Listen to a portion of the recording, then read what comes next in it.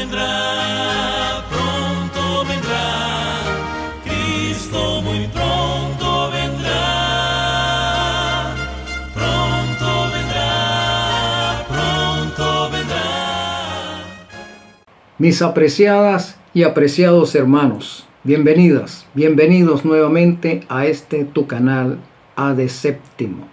Gracias por sintonizarnos, gracias por suscribirte, gracias por darle a la campanita y gracias también por compartir estos mensajes con tus amistades y con toda aquella persona con la cual quieras transmitir o a la cual quiera transmitir el mensaje de salvación. Mis amados, vamos a tener hoy un estudio que lleva por título Un falso arrepentimiento o el sacrificio de Saúl. Saúl, el primer rey de Israel. Vamos a estudiar hoy un caso sumamente interesante de la vida de Saúl. Pero antes vamos a cerrar nuestros ojos para suplicar la unción del Espíritu Santo. Oremos. Bendito y amante Consolador, Señor, te suplicamos que tomes el control en esta hora, que nos utilices para toda buena obra, que nos confirmes, que nos des el don del discernimiento y el deseo para aplicar el conocimiento a nuestras vidas. Gracias, Jesús. En tu nombre suplicamos al Espíritu estas bendiciones. Gloria a ti, gloria a Jehová. Amén.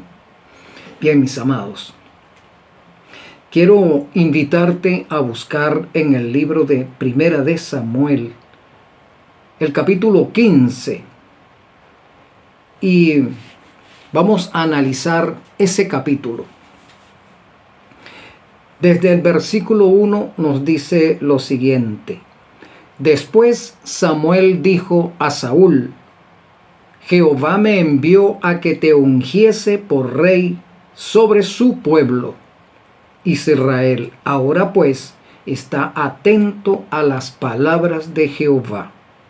Samuel fue enviado por nuestro Dios, por Jehová de los ejércitos, a entrevistarse con Saúl, a fin de encomendarle una tarea. Vamos a ver cuál fue esa tarea que Dios encomendó a Saúl a través de Samuel.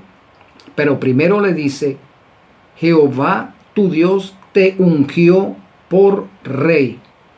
Tú eres rey porque Jehová te ha ungido para tal tarea, para tal labor, para tal responsabilidad. Asimismo también nuestro Dios, a través de todas las páginas de la historia sagrada, nos dice que nos ha ungido, que nos ha dado una responsabilidad que cumplir en esta tierra. Esa responsabilidad tiene que ver como una persona, como padre, como hijo, como líder de la iglesia, como miembro en tu iglesia, como diácono, como pastor, como miembro regular. Tenemos una labor que cumplir. Y Jehová nos dice: yo te ungí para esa labor. Te he dado una responsabilidad para llevar adelante. Eso es lo que Samuel le está diciendo a Saúl. Jehová me envió, no me ha enviado otro. Jehová me envió para que te ungiese sobre su pueblo Israel. Ahora pues, está atento a las palabras de Jehová. ¿Cuáles son esas palabras de Jehová? La voluntad de Jehová iba allí acompañando estas expresiones de Samuel. Sí. Así ha dicho Jehová de los ejércitos: yo castigaré lo que hizo Amalec a Israel al oponérsele en el camino cuando subía de Egipto. Los hijos de Amalec eran descendientes de Esaú, que era hermano de Israel. Estos amalecitas en aquella ocasión cuando Israel subía de Egipto, liberado por la mano de Jehová, iban rumbo hacia la Canaán terrenal, la tierra prometida. El pueblo de Israel tenía que atravesar por algunas ciudades o algunos territorios. En este caso, para poder llegar a su tiempo o para poder acortar el tiempo de esa peregrinación o acortar los kilómetros que los distanciaban desde ese lugar hasta la entrada a la tierra prometida, tenía que atravesar por territorios de Amalek. Pero Amalek, recordando la afrenta que en el pasado había sufrido su padre Esaú por mano de Israel, no quisieron dejar pasar a los israelitas a través de sus territorios. Quisieron aprovechar ese momento para vengar de alguna forma esa afrenta de Israel o de Jacob contra su padre Esaú. Me estoy refiriendo al padre de los amalecitas, porque los amalecitas es una rama muy importante o muy influyente en el pueblo edomita, recordando que los edomitas son la descendencia de Esaú, pero los amalecitas eran descendientes de Amalek, el cual era nieto de Esaú. Así nos los presenta la historia sagrada. Muy bien, entonces, el trabajo o la obra que Jehová Dios le estaba encomendando a Esaú, o a Saúl, mejor dicho, era: ve y hiere a Amalek, y destruye todo lo que tiene, y no te apiades de él. Mata a hombres, mujeres, niños, y aún los de pecho, vacas, ovejas, camellos y asnos. ¿Por qué Dios da esta orden? ¿Es que acaso nuestro Dios no es un Dios de amor, de misericordia, de bondad, de benevolencia? ¿Cómo va a dar esta orden de matar, de destruir a toda una nación? Entonces, al justificar el carácter de nuestro Dios, porque nuestro Dios es amor, tenemos que investigar el motivo por el cual Jehová Dios está dando esta orden. Y encontramos en las páginas sagradas que Edom, así se llamaba a Esaú, hombre que se opone, gran cazador, opuesto a Jehová, hombre rebelde, hombre desobediente. Sí, entonces los amalecitas tenían el mismo espíritu del Edom. Y aunque Esaú, Dios se le apareció en aquella ocasión cuando Jacob iba de regreso a su casa, a su hogar paterno-materno, Esaú se presenta con 400 hombres para destruir a Jacob, para destruir a su familia. Y Dios se le presenta y le dice: ten cuidado cómo te enfrentas a mi siervo Jacob. De manera que a partir de ese momento Esaú sabe que la bendición de Jehová está sobre su hermano Jacob, que Jacob es el primogénito. Realmente, delante de Jehová, Jacob es el primogénito, no Esaú.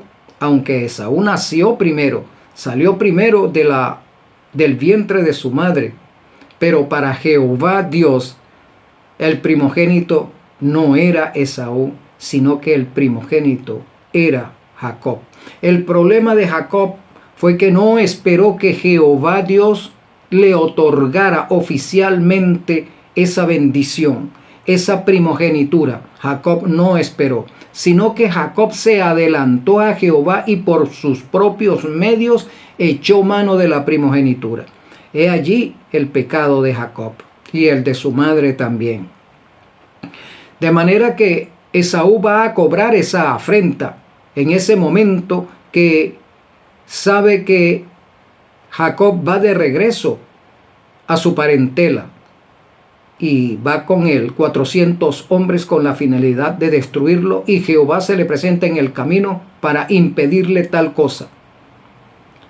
Por eso es que ante la rebelión de Esaú, el desprecio que Esaú siente en sí por la primogenitura o esa bendición, recordando que esa bendición llevaba implícito que el que ostentara esa bendición primogénita, de ese patriarca saldría el Mesías, o se cumpliría la promesa del pacto. Jacob deseaba con todas sus fuerzas que el pacto se cumpliese en él y con él, y por eso se atrevió a hacer tal cosa de conspirar con su madre para arrebatar la primogenitura natural que ostentaba Esaú, olvidando que ya Jehová había decretado esa bendición sobre él.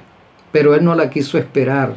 Él no confió en Jehová, como muchas veces nosotros incurrimos en olvidar las promesas de nuestro Dios y queremos actuar por nuestros propios medios a fin de asegurarnos las bendiciones.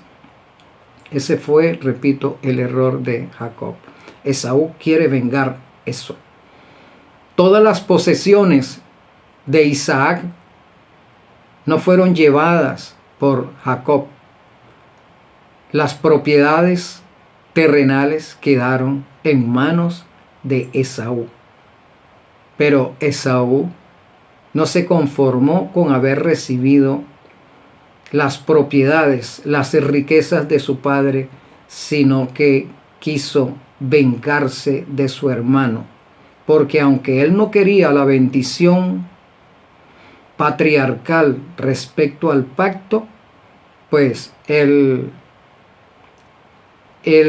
pretendía que dicha bendición reposase sobre él aún en rebelión.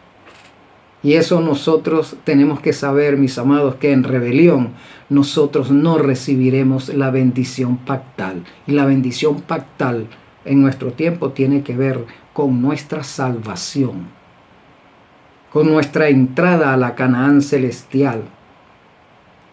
Sí, Saúl quería, aunque la despreciaba, él quería que esa bendición reposase sobre él, la bendición del pacto, la bendición del Mesías descansase sobre él, pero sin tener ese deseo de servir al pacto, de servir a ese Dios que vendría para salvar al mundo de nuestros pecados. Esas lecciones podemos aprenderlas entre otras. De manera que estos descendientes de Esaú quisieron aprovechar ese momento en que Israel subía de Egipto para vengar esa afrenta, y no dejaron atravesar a Israel por sus territorios, y Jehová tomó eso como una afrenta personal. Ya no era una afrenta contra los hermanos de Esaú, es decir, contra los israelitas, sino una afrenta directa contra Jehová.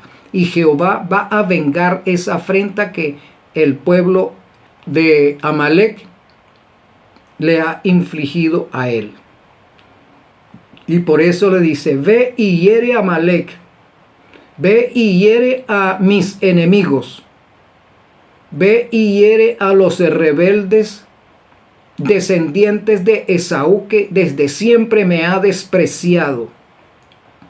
Todo eso contiene esta lección. y mata, no te apiades de ellos, porque ellos llevaban la intención, Esaú llevaba la intención de no tener piedad contra su hermano Jacob.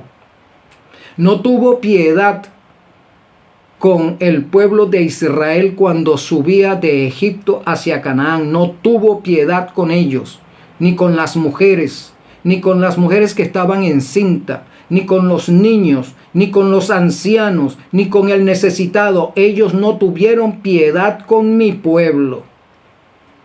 Sí, entonces Jehová dice, bueno, ahora yo no tendré piedad ni con sus mujeres, ni con las mujeres que estén encinta, ni con los niños, ni con los jóvenes, ni con los ancianos, ni con sus animales, ni con sus propiedades, porque sus propiedades se las he dado yo y ellos me han despreciado a pesar de eso. Y destruye hombres, mujeres, niños y aún los de pecho, vacas, ovejas, camellos y asnos. Terrible. Es terrible enfrentarse a nuestro Dios, mis amados.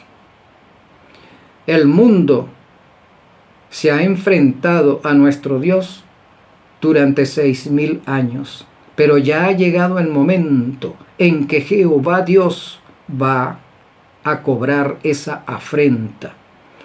No porque no los ame a pesar de su rebelión, sino porque ama ahora al universo entero, que el universo debe ser librado de la semilla de la rebelión, debe ser librado del pecado.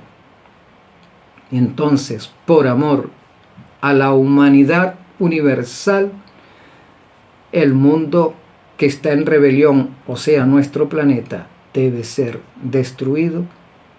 Destruido Satanás, sus demonios y toda aquella persona que haga pacto con Satanás o que haya hecho pacto con Satanás deberá ser destruido. Hacer pacto con Satanás significa que no ha hecho pacto con Cristo. Sí, no ha declarado que Cristo es su garante, que Cristo es su Salvador y que Cristo es el Señor. No lo ha declarado con su boca, como dice las Escrituras. Entonces, si no lo ha declarado, es porque ha decidido voluntariamente permanecer bajo la bandera de Satanás, bajo la bandera de Esaú, el hombre rebelde contra Jehová. Saúl, pues, convocó, después de recibir esta orden, el versículo 4 nos dice que Saúl convocó al pueblo y les pasó revista en Telaim, 200,000 de a pie y 10,000 hombres de Judá. Y viniendo Saúl a la ciudad de Amalec, puso emboscada en el valle, y dijo Saúl a los ceneos.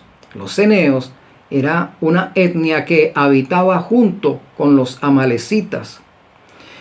Y les dice Saúl a estos ceneos: idos, apartaos y salid de entre los amalecitas, para que no os destruya juntamente con ellos, porque vosotros mostrasteis misericordia a todos los hijos de Israel cuando subían de Egipto y se apartaron los ceneos de entre los hijos de Amalec. Entonces Saúl les dice a esta etnia, a los ceneos: ustedes tuvieron misericordia cuando nuestro pueblo subía de Egipto hacia Canaán.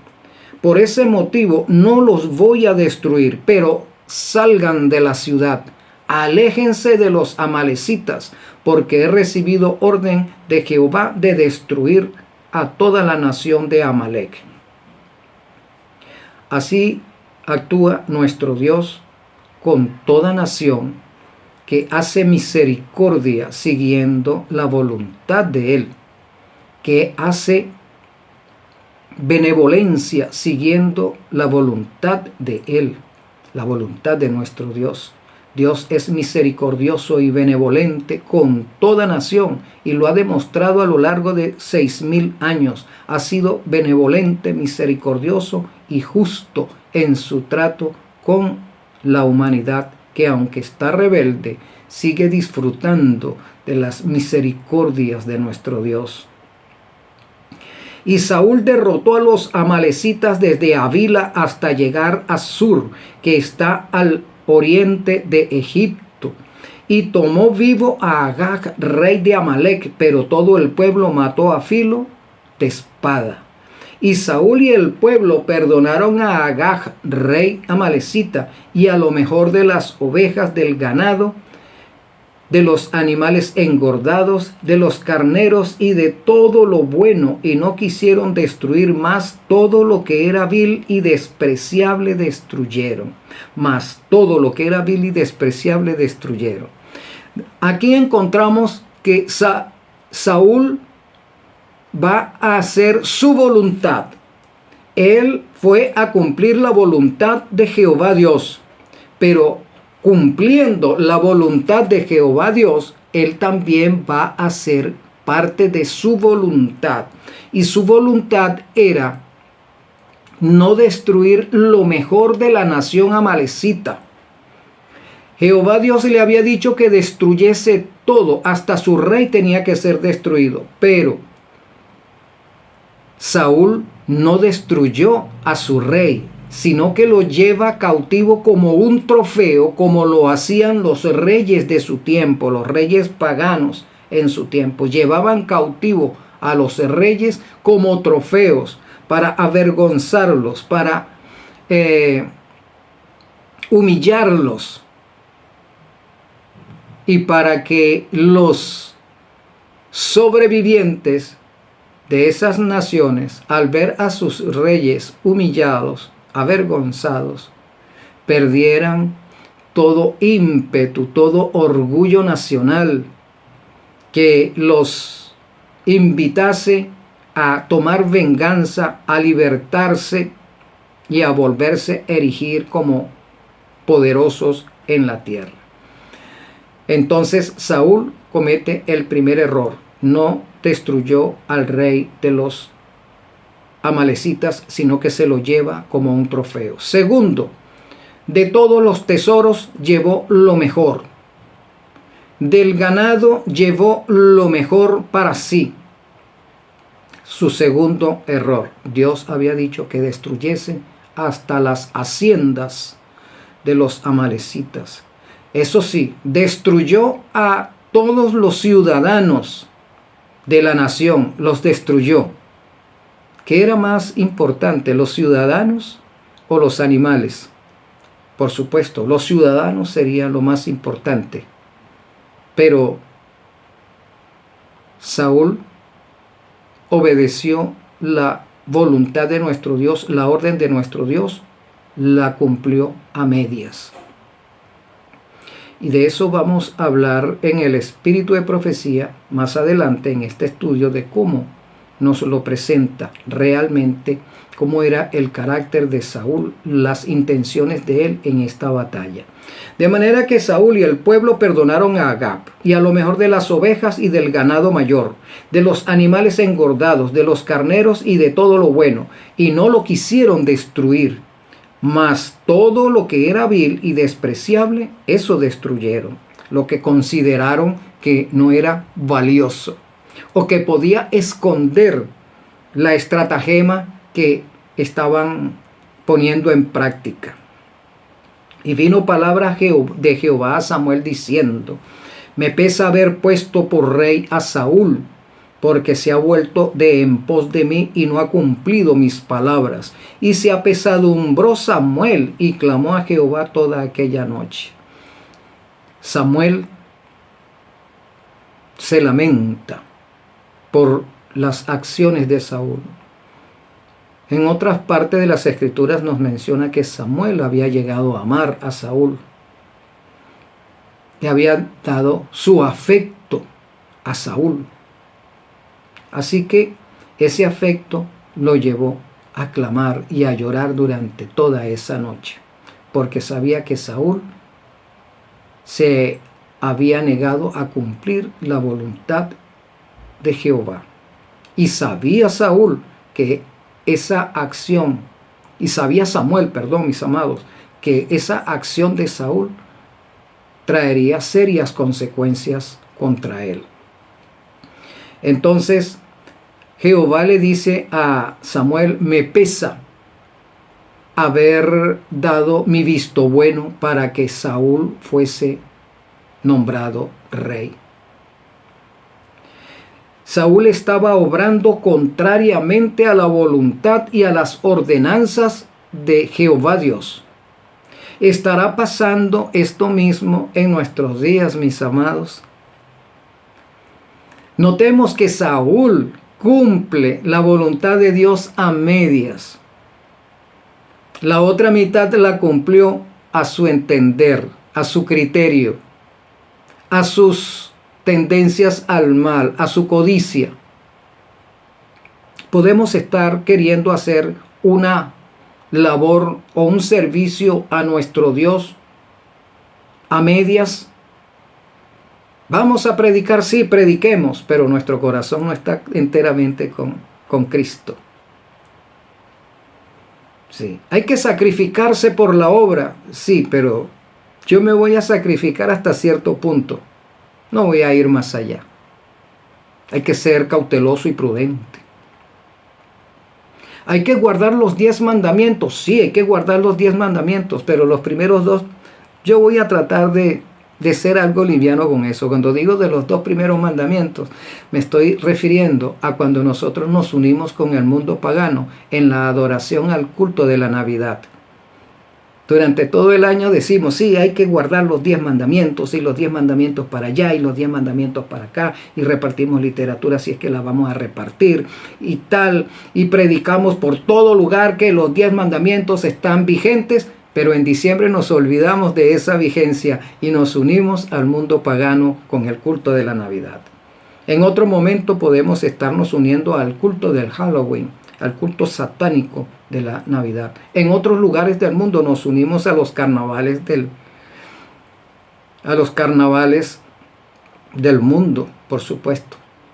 Esos carnavales que se inventaron en Grecia en honor al dios Baco, al dios del vino y de la fertilidad, de la lujuria. Sí, esas fiestas se inventaron en Grecia en honor al dios del vino, al dios Baco, dios del vino y de la fertilidad, de la lujuria. Nos unimos a eso. Pero después que pasan las fiestas, algunas veces hemos disfrazado a nuestros hijos, nos disfrazamos también nosotros y vamos a ciertas reunioncitas que están celebrando la fiesta del Halloween y de los carnavales.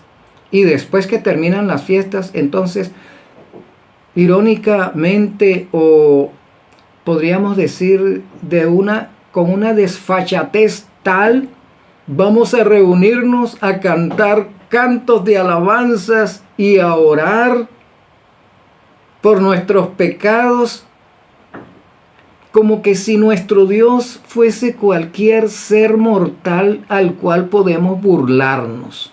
Porque eso era lo que estaba haciendo Saúl. Se había burlado de nuestro Dios, demostrando que estaba haciendo la obra que el Señor le había enviado a hacer, pero lo hacía a medias, y la otra media la llevó a cabo según sus conceptos. Sí, eso es una burla. Saúl se burlaba de Jehová. Nosotros en la cristiandad podemos estarnos burlando también de nuestro Dios en ese sentido. Podemos estar diciendo que somos cristianos, pero somos cristianos a medias. Hacemos el servicio a Jehová a medias. La otra mitad la hacemos según nuestra conveniencia o nuestro criterio. De eso vamos a hablar un poquito más adelante. Madrugó luego Samuel para ir a encontrar a Saúl por la mañana, y fue dado aviso a Samuel diciendo: Saúl ha venido a Carmel, y he aquí se levantó un monumento, y dio la vuelta y pasó delante y descendió a Gilgal. Terrible. Después de haber hecho como quiso Saúl, va y levanta un monumento con el cual él va a demostrar su poder. Él va a demostrar su fortaleza como rey. Sí, fue y levantó un monumento. Vamos a ver qué tipo de monumento levantó Saúl. Vamos a ver lo que nos dice la historia. Se ha levantado un monumento, Yad, literalmente como la describe la Biblia Septuaginta, una mano. O sea que ese monumento tenía una mano. Probablemente porque el trofeo o monumento de la victoria tenía la forma de una gran mano, el emblema del poder erigido en un pilar. Estos pilares conmemorativos estaban antiguamente en uso y la figura de una mano con su significado emblemático estaba bien adaptada para preservar el recuerdo de una victoria. El recuerdo de los gestos que se hacen cuando decimos, por ejemplo, que vamos a tener éxito. ¿Verdad? Algunas veces hacemos este gesto, otras veces hacemos así, ¿verdad? Bueno, algo como eso era la representación que Saúl había levantado en ese momento para conmemorar su victoria sobre los amalecitas. Por eso es que en Estados Unidos, en Nueva York, está la Estatua de la Libertad, que tiene un brazo levantado. Ese brazo levantado significa eso, la victoria, la libertad. Saúl había levantado ese monumento y con ese monumento declaraba al mundo que él había tenido la victoria, que era poderoso. Sí, y que él era destruyendo a los amalecitas, concretaba la libertad de su pueblo. Todo eso lo hizo Saúl en ese momento. Los comentarios bíblicos de John Hill y de Adam Clark hablan así respecto a este monumento. Le preparó un lugar, así lo escribe algunas versiones. Hablando del monumento, algunas dicen monumento, otros dicen le preparó un lugar. La palabra para un lugar significa una mano y según la versión latina de la Vulgata fue un arco triunfal y quizás fue un obelisco o pilar, un trofeo o un monumento erigido en la memoria de la victoria que había obtenido sobre los amalecitas. Estos trofeos fueron a veces de latón, a veces de mármol, algunos eran solo montones de piedras, otros un árbol notable con las ramas cortadas.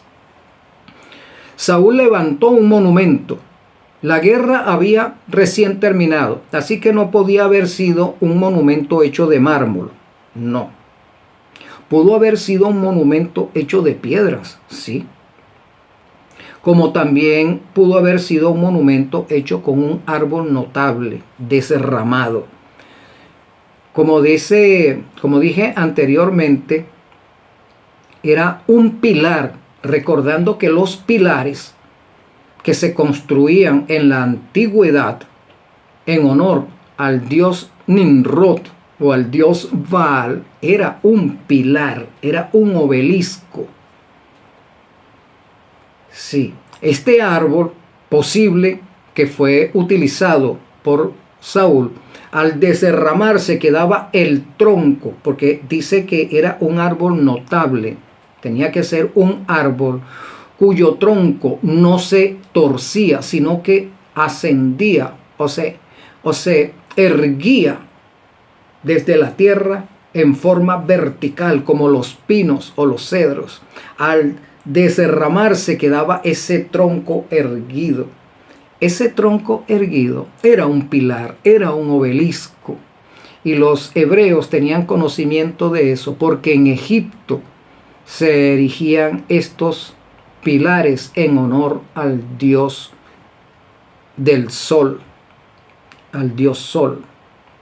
Sí, eran obeliscos, eran pilares. Y ese árbol o esos pilares o monolitos, ¿verdad?, que también es otro nombre que se les da, representaban el órgano genital de Nimrod.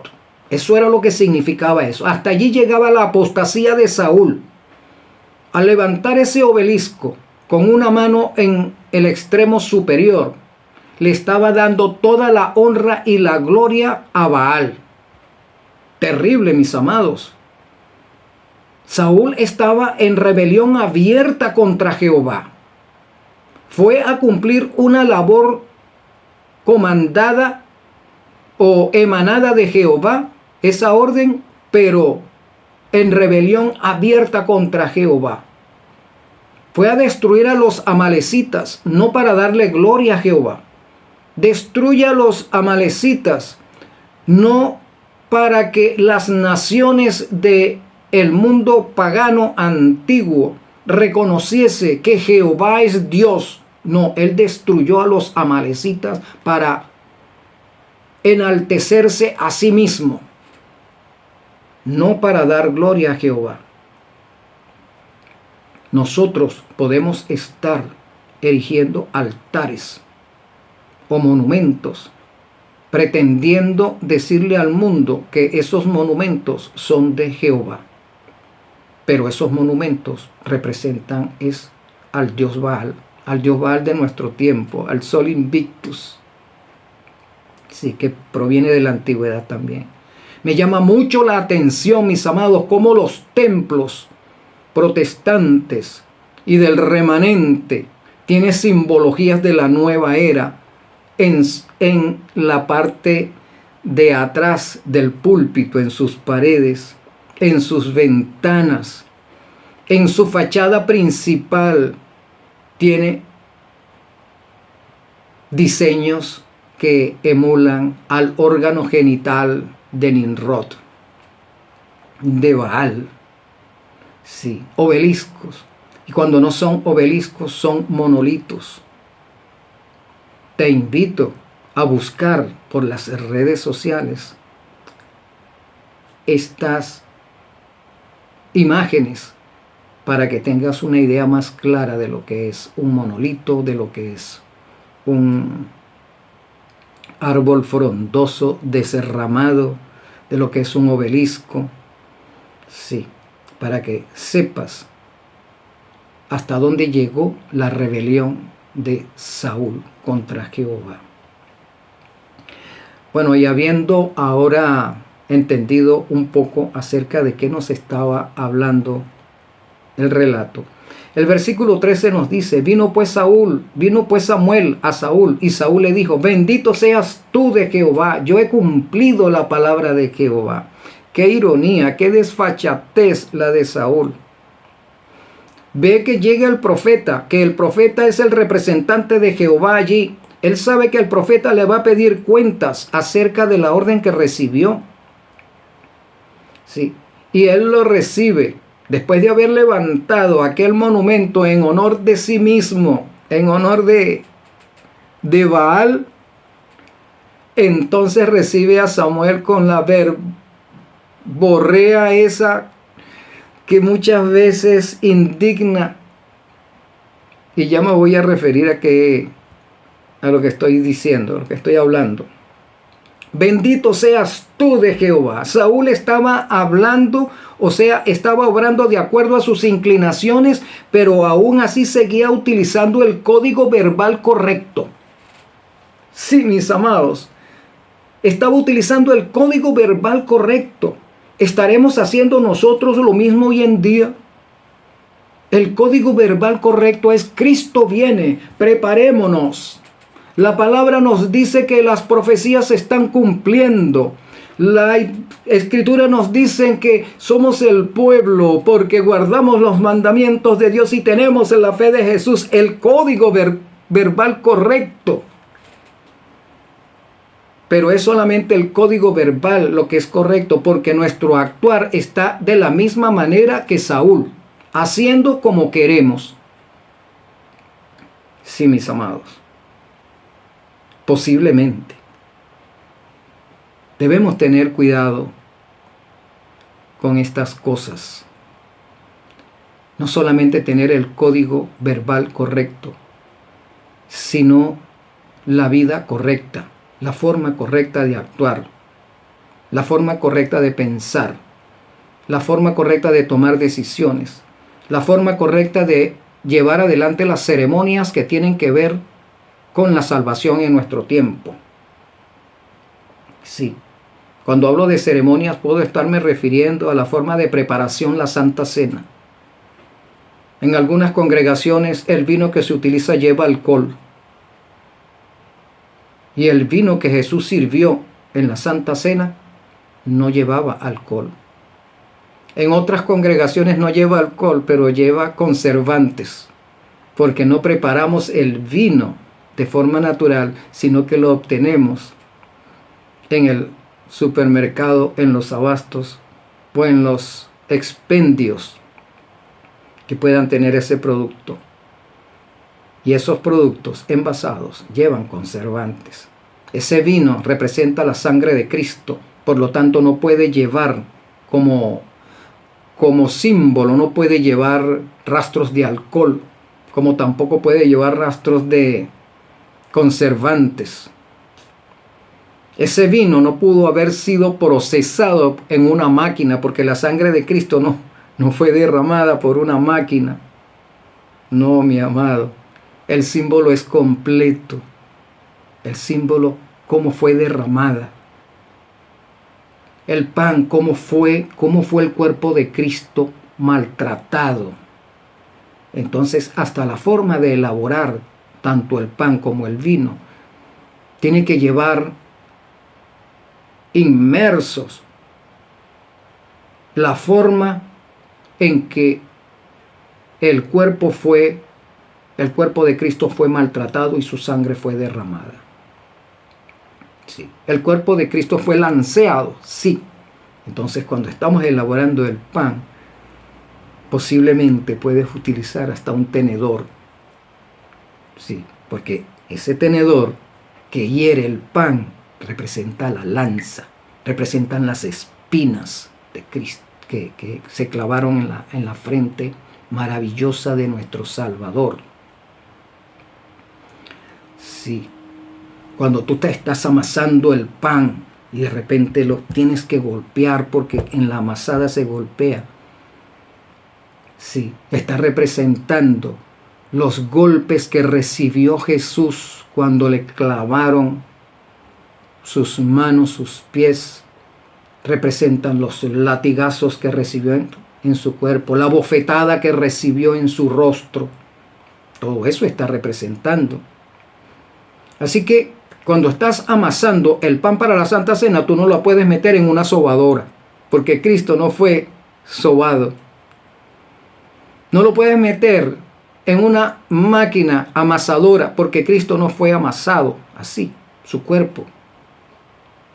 Igualmente sucede con su sangre. Esas son algunas de las ceremonias. Cristo ofició personalmente la Santa Cena. Cristo no buscó a María Magdalena, ni a María la madre de Jesús, ni a la madre de Cleofás. No.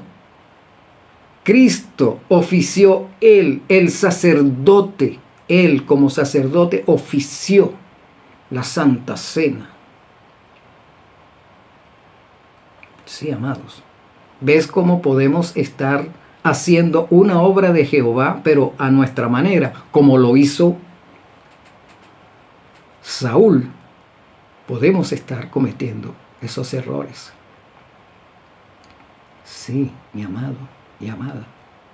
Debemos ser cuidadosos. Debemos tener el don del discernimiento. Se ha perdido entre nosotros.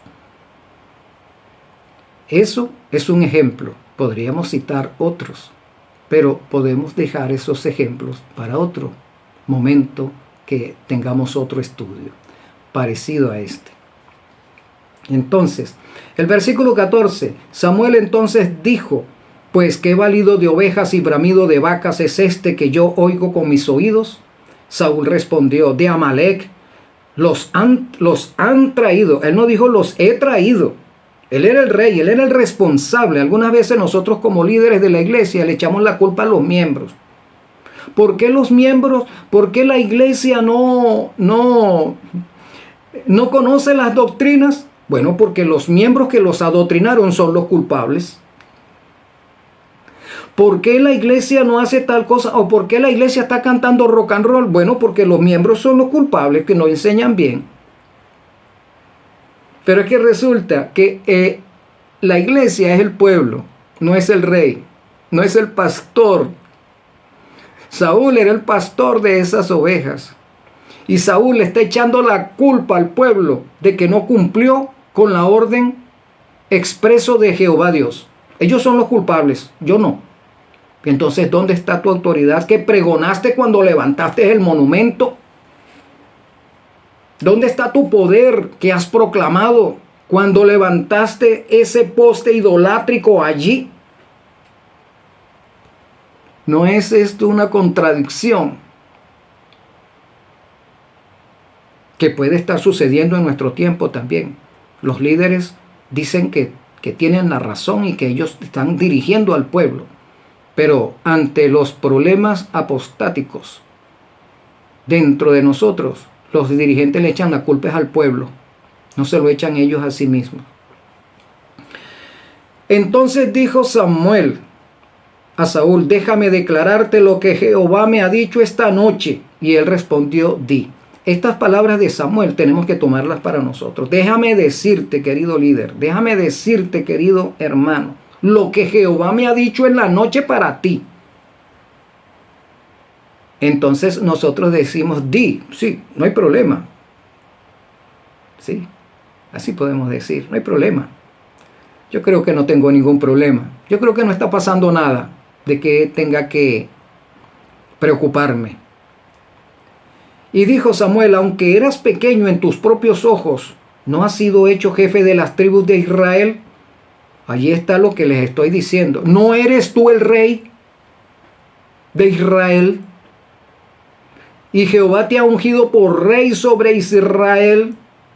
Y Jehová te envió en misión y dijo: ve, destrúyelo a los pecadores de Amalec y hazle guerra hasta que los acabes. ¿No eres tú el rey?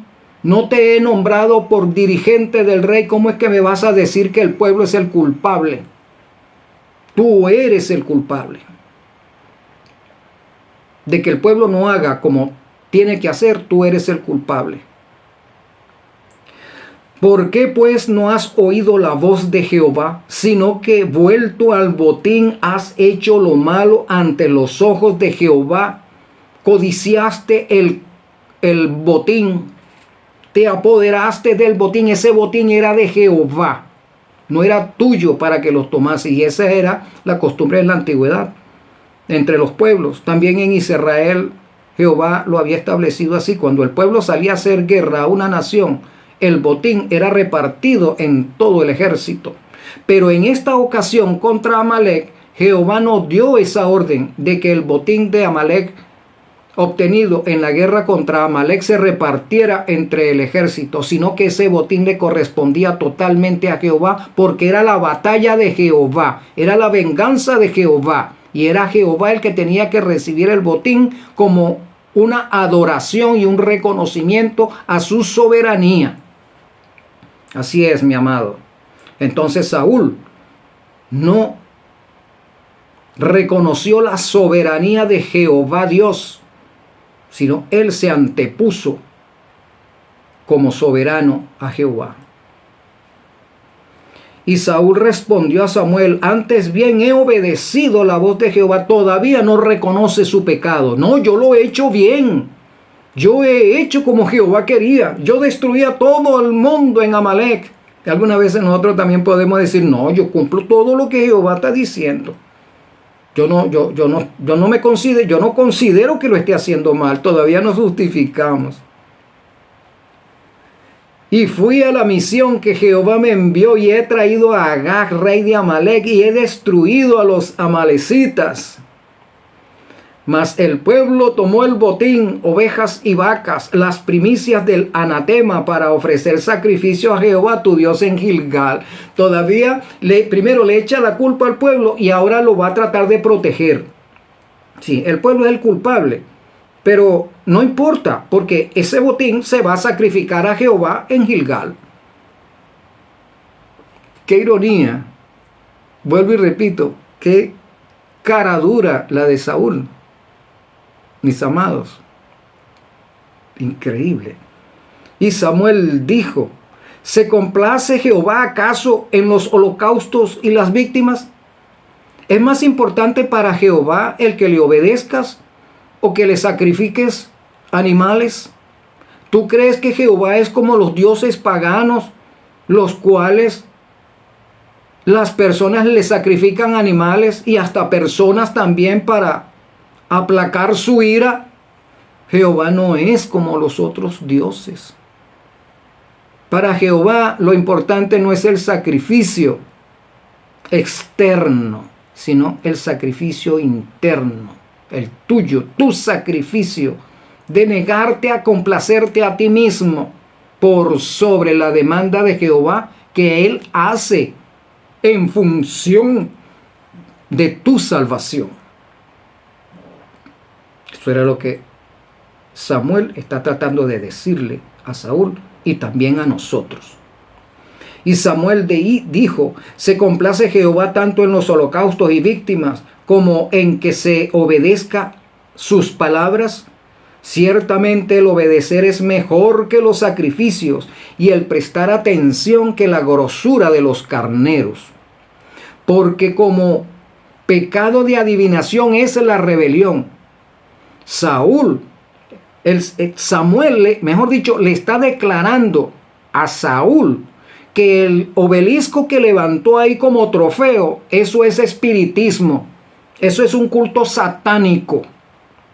Sí, y tu actuar respondía a los intereses satánicos, ¿verdad? Porque como pecado de adivinación es la rebelión, te has revelado, de tal manera que hasta erigiste un altar, un monumento a tu rebelión, y un monumento que era un obelisco, un monumento de rebelión abierta. Tú eres un espiritista, y realmente Saúl era un espiritista, porque al final de su historia él fue a la pitonisa de Endor a consultar a los muertos, a consultar a Satanás. Saúl se había convertido en un espiritista, y por eso es que Jehová Dios se desagradó y le pesó en su corazón haber consentido que Saúl llegara al cargo de rey, de pastor de la congregación israelita. Porque como pecado de adivinación es la rebelión y como ídolos e idolatría la obstinación, las dos cosas. Tú eres un idolátrico, Saúl. ¿Seremos nosotros idolátricos trayendo a colación nuevamente lo del culto a la Navidad? Sí, hermanos, somos idolátricos y somos espiritistas también. ¿Cómo nosotros vamos a predicarle a los espiritistas? ¿Cómo le vamos a predicar a las otras naciones que no se involucren con el espiritismo si es que nosotros lo podemos estar practicando? Por cuanto tú desechaste la palabra de Jehová, Él también te ha desechado para que no seas rey. Entonces Saúl dijo a Samuel: yo he pecado, pues he quebrantado el mandamiento de Jehová y tus palabras, porque temía al pueblo y consentía la voz de ellos. Perdona pues ahora mi pecado. Él dice: yo sí soy pecador, cometí el pecado, cometí el error, pero el pueblo es el culpable realmente, no soy yo. El pecado mío no fue haber desobedecido a Dios, sino haber temido al pueblo. Sigue justificándose Saúl. Sí. Y le dice, sigue diciendo Saúl: porque temía al pueblo y consentía la voz de ellos. Perdona pues ahora mi pecado. No le dice: dile pues a Jehová que perdone mi pecado. No, perdónamelo tú, Samuel. Perdóname el pecado tú. Y vuelve conmigo para que adore a Jehová. Entonces, después de haber dicho esas palabras, le dice a Samuel: bueno, perdona mi pecado, Saúl, pero no me dejes aquí solo. Vente conmigo para que yo me postre ante Jehová. Sí. ¿Por qué no fue él mismo a pedir perdón a Jehová? ¿Por qué buscó a alguien que intercediera por él? Porque él sabía que Samuel le tenía gran aprecio. Samuel amaba a Saúl. Saúl lo sabía, de ese afecto que Samuel le tenía, y quiso aprovecharse también de eso. Y Samuel respondió a Saúl: no volveré contigo, porque desechaste la palabra de Jehová, y Jehová te ha desechado para que no seas rey sobre Israel. Y volviéndose Samuel para irse, él se asió de la punta de su manto, y éste se rasgó. Entonces Samuel le dijo: Jehová ha rasgado hoy de ti el reino de Israel, y lo ha dado a tu prójimo, que es mejor que tú. Nota que esa expresión, Jehová ha rasgado hoy de ti el reino de Israel, le estaba diciendo: Jehová ha terminado su relación contigo. Jehová ha terminado su relación contigo.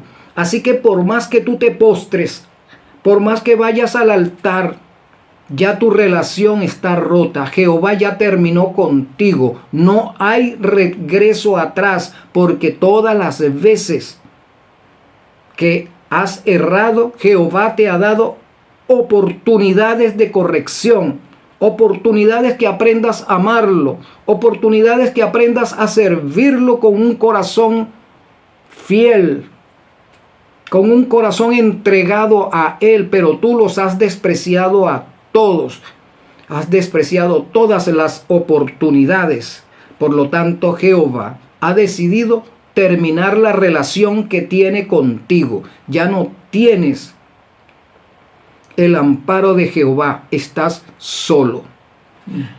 Terrible que el Señor lo que le dijo a Saúl, que nos puede decir a nosotros: estás solo, he terminado mi relación con vosotros, porque no han hecho como yo he dicho, se han contaminado con las religiones paganas, con sus costumbres, con sus usanzas, con sus modos, recordando que los 144,000 provienen de una guerra cual nunca fue, que no se han contaminado con mujeres.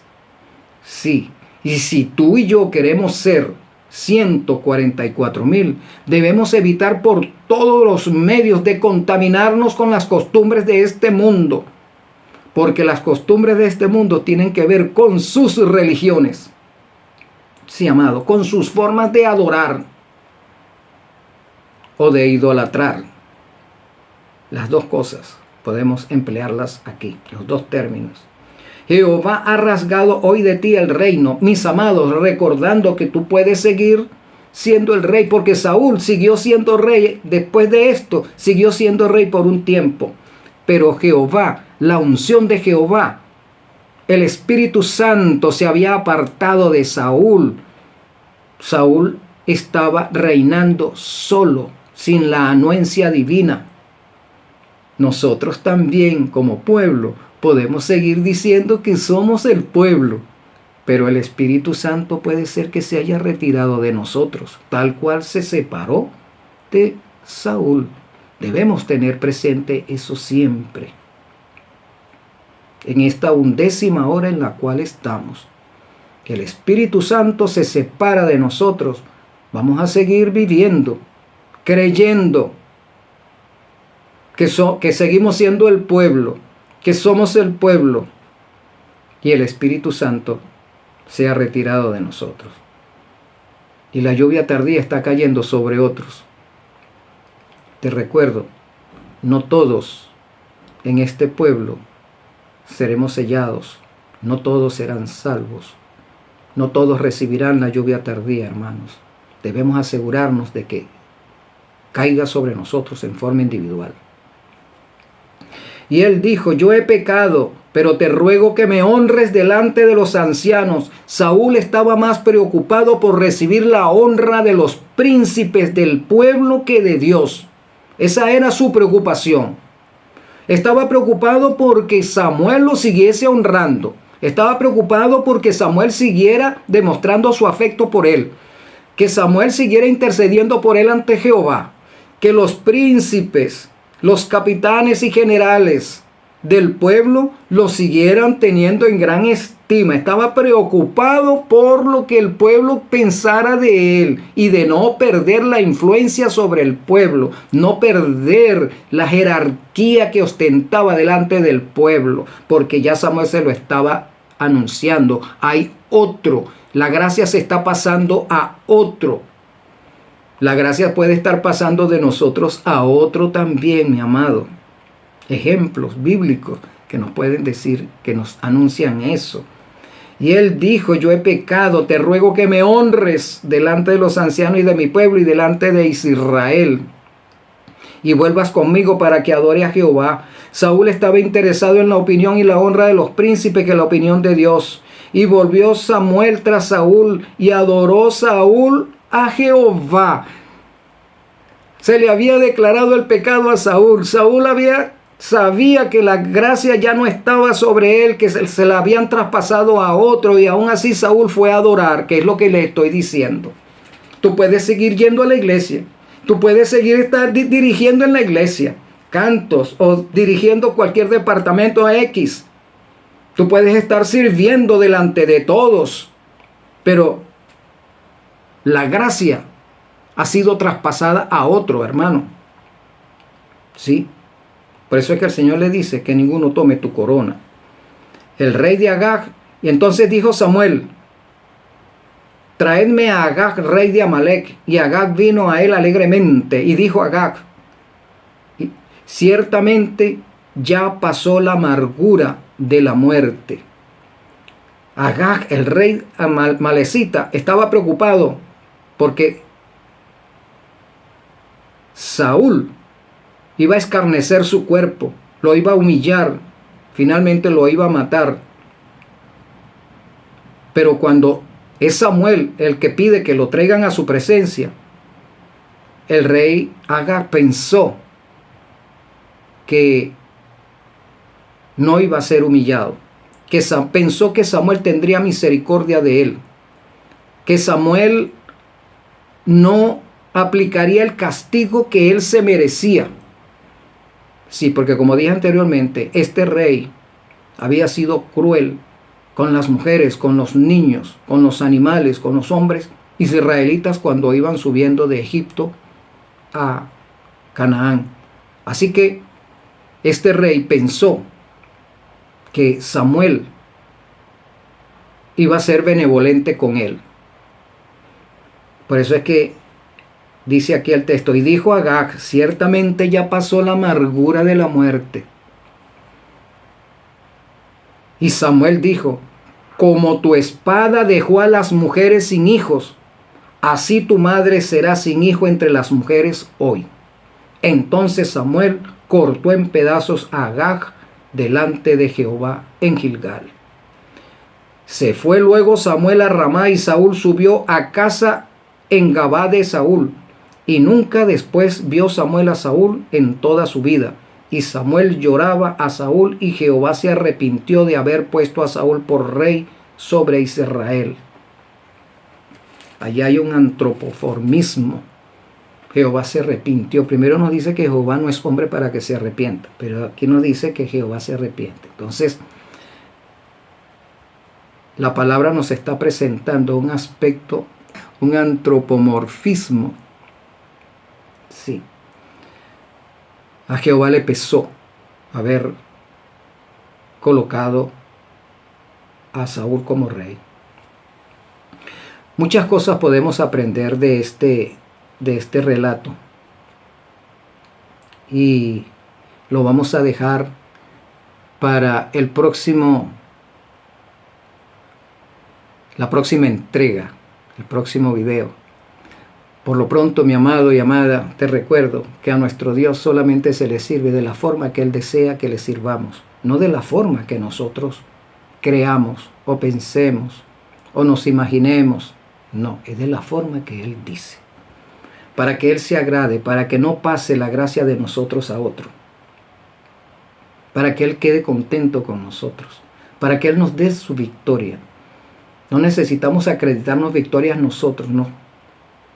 Necesitamos son las de Él que se nos acreditan a nosotros. Si Saúl hubiese hecho como Jehová le había dicho, esa victoria que era de Jehová, Jehová la habría colocado sobre él. Porque nosotros vemos esa experiencia cuando David era rey. Jehová colocaba la victoria sobre David. Que el Señor te bendiga y te guarde, mi amado. Y sigamos analizando este caso.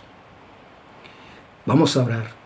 Querido Dios, Padre, Hijo y Espíritu Santo, Señor Jehová, ayúdenos, Señor, robustece nuestra fe en ti, para que cuando vayamos a laborar para ti, sea para que tu nombre sea glorificado. Quita de nosotros toda intención egoísta, esa intención en la cual queremos servirte de acuerdo a nuestros intereses y creencias. No, Señor. Gracias por tener paciencia con nosotros.